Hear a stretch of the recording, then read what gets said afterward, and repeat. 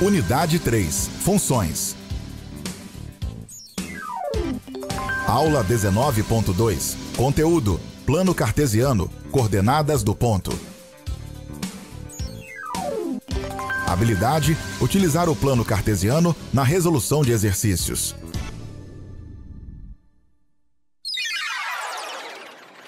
Ok, pessoal, uma boa tarde a todos, alunos, professores presenciais. Estamos aqui de volta para darmos continuidade à nossa aula, a qual foi iniciada pela professora Deísa. Então, vejamos aqui na tela uma continuação do que nós vimos até então sobre sistema de coordenadas e pontos no plano cartesiano. Vejamos aqui, olha só.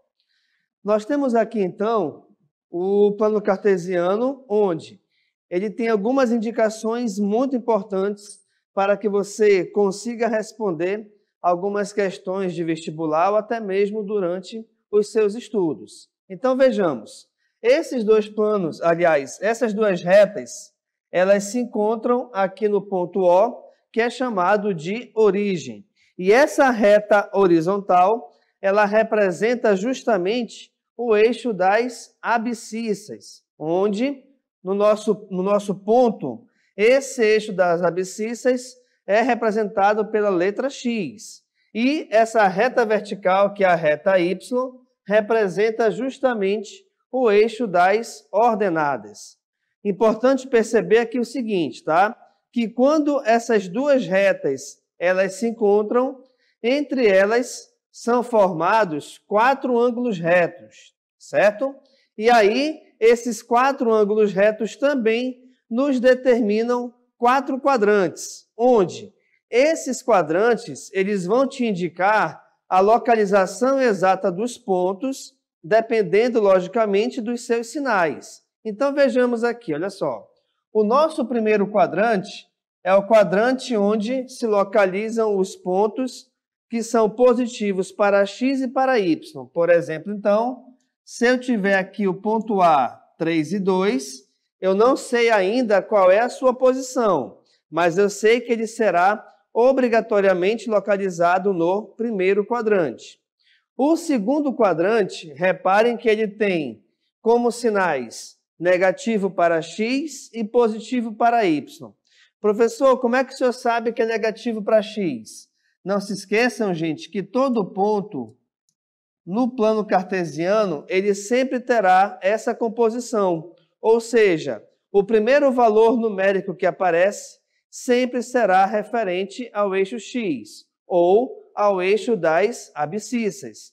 E o segundo valor numérico sempre será em referência ao eixo y, ou eixo das ordenadas. Então, continuando, eu tenho aqui no segundo quadrante, por exemplo, o ponto menos 3 e 5, ou seja, ele é negativo para o primeiro valor e positivo para o segundo valor.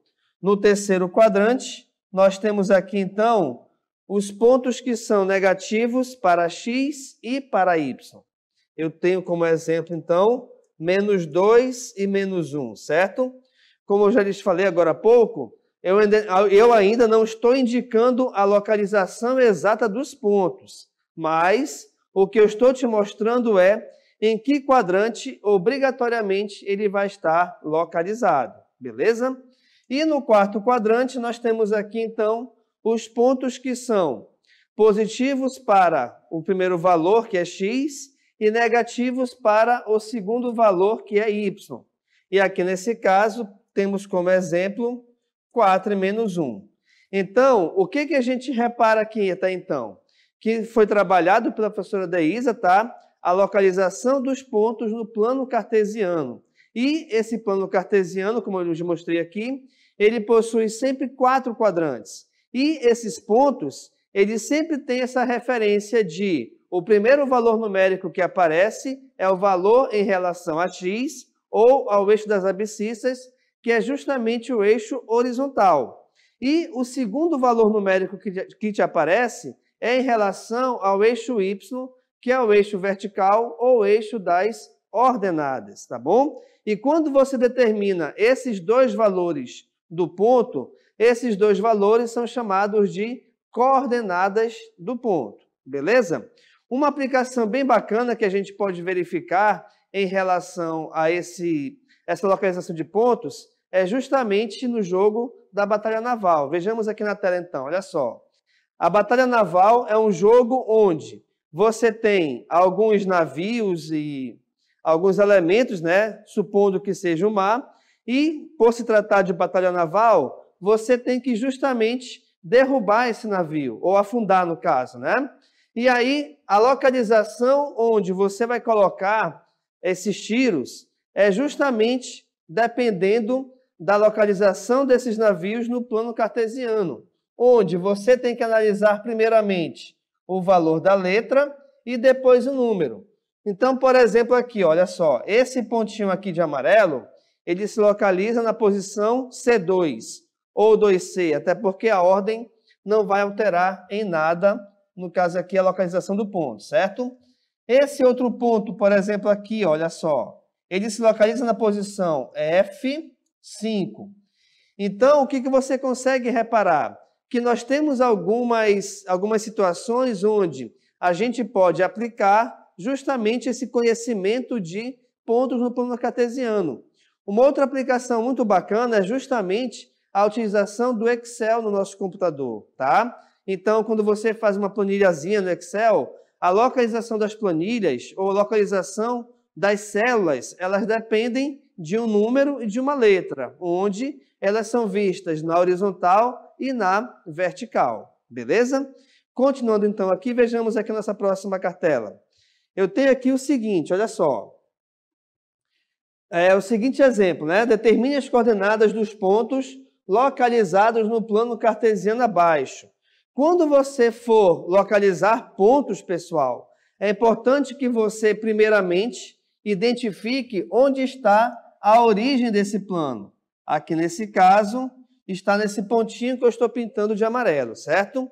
E aí, vamos considerar como sendo de uma unidade a distância entre cada pontinho aí no quadrado.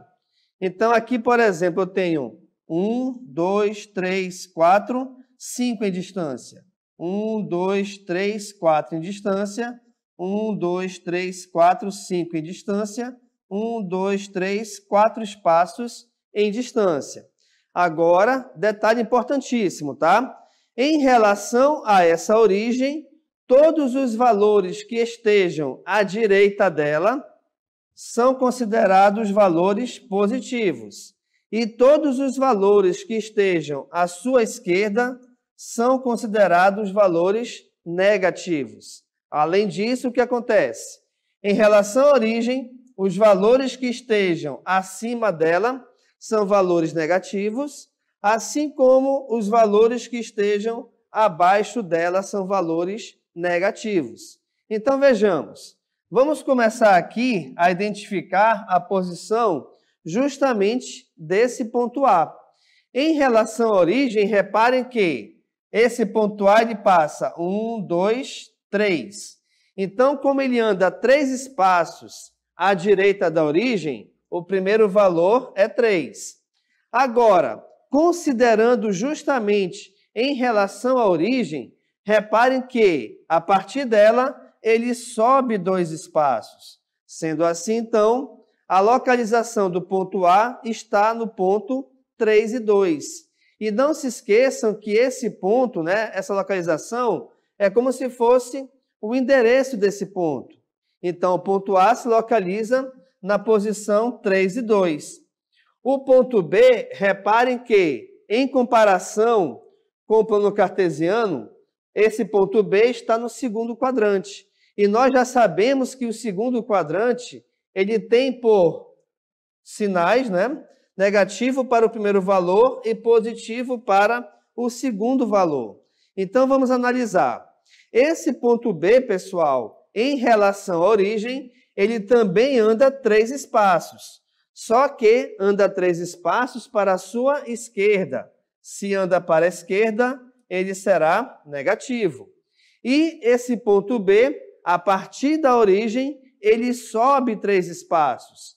Se ele sobe, é positivo. Logo, então, o ponto B tem coordenadas -3 e 3, ok?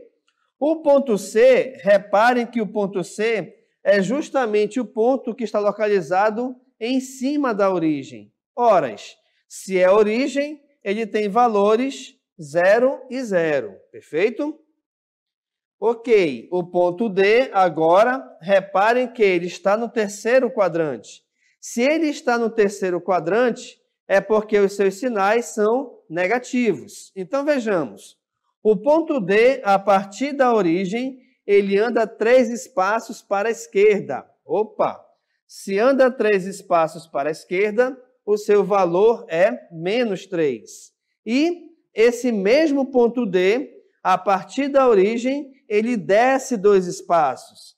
Se desce 2 espaços, opa! Se desceu, logicamente foi para baixo. Se foi para baixo, o sinal é negativo. Então, o ponto D tem coordenadas menos 3 e menos 2. E, finalmente, nesse exemplo, vamos analisar e verificar a posição do ponto E. Então, vejamos. Em relação à origem, o ponto E, ele anda somente um espaço. E esse espaço foi caminhado para a direita. Se foi para a direita, o sinal é positivo. Beleza. Esse próprio ponto E, a partir da origem, repare que ele desce 3 espaços. Se desceu, é negativo. Como foram 3, então o ponto é menos 3. Sendo assim, então, nós temos as seguintes coordenadas, tá? O ponto A, 3 e 2. O ponto B, menos 3 e 3. O ponto C, 0 e 0, que é a nossa origem. O ponto D, menos 3 e menos 2. E o ponto E, 1 e menos 3. O que a gente consegue analisar, então, com esse exemplo? Que quando você tiver que determinar justamente a posição de um ponto, primeiro você tem que analisar a posição desse ponto no eixo horizontal, ou seja, se ele está à esquerda ou se ele está à direita da origem.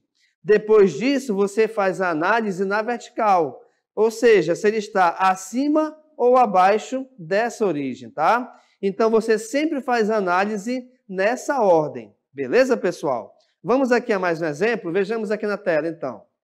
Nós temos como próximo exemplo a seguinte pergunta. Determinar x de modo que o ponto P, 2x mais 1 e 3x menos 6, pertença ao eixo das abscissas. Por isso que é importante, pessoal, que você saiba o que é abscissa e o que é ordenada, certo? Então, vejamos. A abscissa, não se esqueçam, que é o eixo x. Quando a questão informa que um ponto qualquer pertence a um dos eixos, é porque o outro eixo ele é igual a 0. Ou seja, se ele pertence ao eixo x, é porque o eixo y é igual a 0. E por que é importante essa informação? Vejamos aqui. Gente, quando você for analisar um ponto, reparem que o que separa um valor numérico ou um valor do outro é justamente a vírgula, ou em alguns casos, ponto e vírgula, tá? Então, vejamos. Essa primeira parte é em relação ao eixo x e essa parte à direita da vírgula é em relação ao eixo y. Ok, se a questão está me afirmando que esse ponto pertence justamente ao eixo x, é porque, então, o y é igual a 0. Então, vejamos. O valor referente a y é 3x menos 6. E aí, eu igualo a 0 justamente pela afirmação em relação à questão, tá bom? E quando a gente iguala a 0, moçada, reparem que nos aparece uma equação. Opa, se é equação, então vejamos. O 6, que nesse caso é negativo no primeiro membro, passará positivo para o segundo membro. E em seguida, como eu quero achar o valor do x, logo então, o 3, que é o seu coeficiente, passará dividindo no segundo membro. E essa divisão de 6 por 3, pelo menos aqui no Amazonas, é igual a 2. E é justamente essa a nossa resposta e o resultado do x, tá bom? Então, verifiquem o seguinte, que nem sempre uma questão que trabalha com plano cartesiano, ela precisa obrigatoriamente te mostrar o desenho do plano. Não. Você pode, de repente, também ter questões teóricas, onde não se esqueçam que, se ela fala de eixo das abscissas, é porque é em relação ao eixo X. E se te fala em relação ao eixo das ordenadas, é em relação ao eixo Y. Legal? Ok, pessoal, então estamos de volta após esse intervalo para darmos continuidade à nossa aula de hoje, certo? Vamos verificar então aqui a resolução de mais alguns exemplos das aplicações dos pontos no plano cartesiano. Vejamos aqui na tela então, olha só. Nosso próximo exemplo diz o seguinte: calcule a medida da diagonal de um quadrado, cujos vértices são os pontos A, 3 e 2, B, 3 e 6, C, 7 e 6 e D, 7 e 2. O que acontece aqui é o seguinte: inicialmente, vamos determinar esses pontos e a sua localização. Então, vejamos. Aqui nós temos o ponto A, que é igual a 3 e 2. Bem, se é 3 e 2, é 3 para x e 2 para y. Então, aqui está a localização do ponto A. O ponto B tem coordenadas 3 e 6. Então, é 3 para x e 6 para y. Então, ele está mais aqui em cima, certo? O ponto C agora tem coordenadas 7 e 6. Só uma correçãozinha aqui. Então, aqui o ponto B. O ponto C agora tem coordenadas 7 e 6. Isso quer dizer, então, que vai ser 7 para x e 6 para y. Então, 7 aqui nesse ponto, subiu 6 casas, está aqui o ponto C, certo? E, finalmente, o ponto D, que tem as suas coordenadas iguais a 7 e 2. Então, 7 para x e 2 para y, está aqui o ponto D. Sendo assim, a gente fecha aqui a figura que é justamente o quadrado. Bem, pelo fato de nós termos aí um quadrado, o que acontece? A principal característica, não se esqueçam, que é ter os seus 4 lados iguais. E aí, como é que a gente analisa, então, de repente, a medida de um dos seus lados? É só você fazer o seguinte, analisando aqui embaixo, olha só, pelo eixo X, reparem que o maior valor é 7 e o menor valor é 3. Logo, então, 7 menos 3 é igual a 4.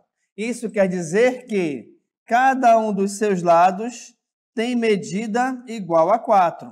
Mas, atenção, a questão quer saber a medida da diagonal. O que acontece, então? A diagonal, por exemplo, este segmento de reta que une do ponto C ao ponto A, ou ainda do ponto C ao ponto A, no caso, né?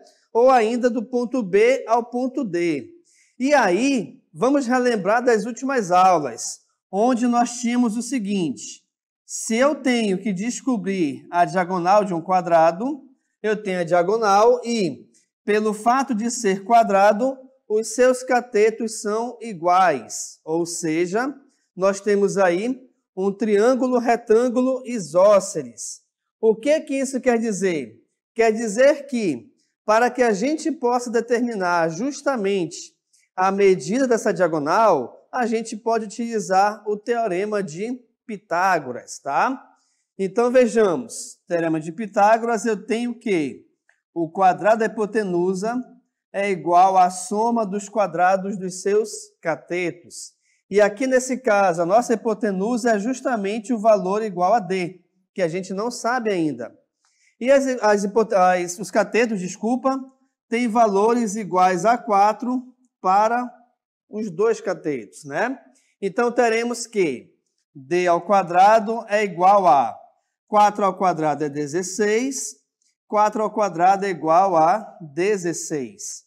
Isso quer dizer, então, o seguinte, que 16 mais 16 nos dá como resultado igual a 32.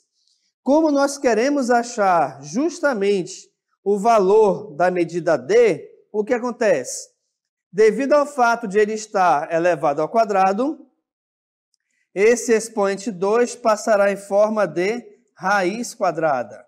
E aí, moçada, repare o seguinte, que a raiz quadrada de 32, ela não é exata, mas nós conseguimos, de repente, fatorar o 32. Onde? Eu posso escrever esse 32 como sendo a multiplicação de 16 por 2. E aí, como nós temos uma multiplicação no radicando, nós podemos separar em 2 radicais. Isso quer dizer, então, que o valor de D é igual a raiz quadrada de 16 vezes a raiz quadrada de 2. Fazendo isso, então, o que acontece? Nós temos que a raiz quadrada de 16 tem como resultado exato igual a 4. A raiz quadrada de 2, como não é exata, permanece dentro da raiz. Então, o valor de D é igual a 4 raiz quadrada de 2. Então, nesse exemplo, o que eu estou te mostrando? Que, de repente, o plano cartesiano ele serviu como auxílio para que você verifique a figura e, a partir da figura, a gente calcule, no caso, a diagonal desse quadrado, tá? Então, nós temos alguns exemplos que o plano cartesiano, ou ele é o ator principal, ou ele serve como auxílio, tá? Para que a gente consiga resolver a questão utilizando outros conhecimentos. Onde esse outro conhecimento, aqui nesse exemplo, foi justamente o Teorema de Pitágoras, onde nós estudamos na unidade anterior. Beleza? Vamos a mais um exemplo, então? Vejamos aqui na tela. No nosso próximo exemplo, temos a seguinte pergunta. Os pares ordenados de números reais 2a menos 5, b mais 3 e 1 menos 4a e 2b menos 1 são iguais se somente se... Opa! Então vejamos. Quando a gente faz a análise, pessoal, para verificar se pares ordenados são iguais ou não, temos o seguinte. Vamos supor que eu tenha um par que é AB, outro par que é XY. Eu só posso afirmar que esses dois pares são iguais se A é igual a X e se B é igual a Y. O que isso quer dizer? Quer dizer que, para você igualar dois pares ordenados, você faz a equação com os primeiros valores e outra equação com os segundos valores, tá? Então, vejamos aqui o seguinte. Inicialmente, eu tenho 2A menos 5 e 1 menos 4A. Então, vejamos. 2A menos 5 igual a 1 menos 4A. Então, quando você faz essa igualdade, automaticamente nos aparece uma equação. Então, nos aparece aqui uma equação, certo? O que acontece?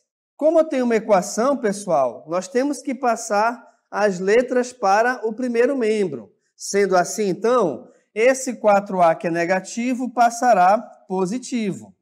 E esse 5 que é negativo no primeiro membro passará positivo para o segundo membro, certo? Em seguida, temos o seguinte, olha só. 2A mais 4A nos dá como resultado igual a 6A. E aqui, só um errinho, né? Eu passei como sendo 1 mais 6, mas na verdade é 1 mais 5, tá? Então, vejamos. E aqui nesse caso, 1 mais 5 é igual a 6. Como nós queremos achar o valor do A, pessoal, esse 6, que é o seu coeficiente, passará dividindo. E essa divisão de 6 por 6, temos que o A é igual a 1. Se o A é igual a 1, reparem, a letra B, a letra D, a gente já descarta. Pois na letra B, o A é igual a menos 1 e na letra D, o A é igual a 0. Então, nos resta agora achar o valor do B, certo? Então, vejamos. O valor do B, agora, eu vou igualar as duas segundas partes desses dois pontos. Então, teremos B mais 3 igual a 2B menos 1. Então, pelo mesmo esquema, o que acontece? Esse 2B, que é positivo no primeiro membro, no segundo membro, aliás, passará negativo ao primeiro membro. Assim como esse 3 que é positivo no primeiro, passará negativo no segundo. E aí vamos resolver. No primeiro membro, nós temos que b menos 2b nos dá como resultado justamente menos b. Assim como menos 1 com menos 3, eu tenho adição, no caso, que resolver a adição de dois valores negativos. A regra é, repete-se o sinal e soma-se os valores numéricos. 1 mais 3 é 4. Mas o que a gente quer aqui, pessoal, é o valor do b e não do menos b. Sendo assim, a gente multiplica a equação todinha por menos 1. Por quê? Porque quando você multiplica uma equação por menos 1, basta a gente trocar os sinais de toda a equação. Então, a gente vai ter que b é igual a 4, trocando os seus sinais. E aí, o que vai acontecer? Nós temos que o valor de A é igual a 1 e o valor de B é igual a 4. E aí, nesse caso, nós temos como resultado, então, a letra C aqui no nosso gabarito. Perfeito, pessoal? Então, está aqui mais um exemplo de como você pode utilizar e resolver uma questão utilizando justamente os conhecimentos teóricos que tratam dos pontos no plano cartesiano, perfeito? Onde esses pontos, não se esqueçam, que tratam-se também de pares ordenados, tá? Vamos a mais um exemplo aqui na tela comigo. Então, olha só, pessoal, eu tenho aqui um outro exemplo onde nós temos o seguinte.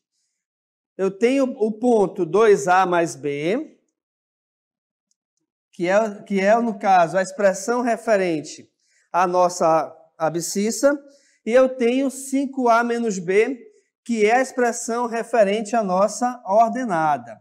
E esse ponto é igual a 11,3. E é justamente isso que eu vou te pedir nessa questão. Quais são os valores de A e de B que tornam essa igualdade verdadeira? Então, vejamos. Inicialmente, eu tenho que 2A mais B é igual a 11. E eu tenho também que 5A menos B é igual a 3. O que vai acontecer aqui nesse caso? Aqui eu vou resolver a soma entre esses valores, tá certo? Entre essas equações. E aí, nesse caso, olha só. Vamos só fazer uma pequena mudança aqui, que é a seguinte. Eu vou colocar aqui no lugar do 3, um 4, tá? Senão vai confundir muito a nossa questão. Vai ficar mais fácil assim para que você compreenda. Então, vamos lá. Aqui é 11,4, 11,4, certo? Não, na verdade era 3 mesmo. Estou ficando doido. Vamos lá. Então, eu vou ter que resolver esse sistema utilizando justamente o método da adição. Por quê? Porque no método da adição a gente vai utilizar isso de modo que uma das letras desapareça. Então, vejamos. 2A mais 5A tem como resultado 7A. Mais B com menos B, como eles são simétricos, eles se cancelam. E 11 mais 3 é igual a 14. Sendo assim, eu tenho que 7A é igual a 14. Como eu quero achar o valor do A, moçada? O 7 que o acompanha passará dividindo. E essa divisão de 14 por 7 nos dá como resultado de A igual a 2. Mas, além disso, nós temos que achar também o valor do B. Como é que a gente faz isso? Ou você escolhe a primeira ou a segunda equação. Eu vou pegar a primeira aqui então, tá? E na primeira eu tenho que 2A mais B é igual a 11. Não se esqueçam que antes a gente não sabia, mas agora eu já sei que o valor do A é igual a 2. Então vai ficar 2 vezes 2 mais B igual a 11, onde 2 vezes 2 é igual a 4, então teremos que 4 mais B é igual a 11. Como eu quero o valor de B, moçada, esse 4 que é positivo passará negativo. E resolvendo essa subtração de forma correta, nós temos como resultado de B igual a 7.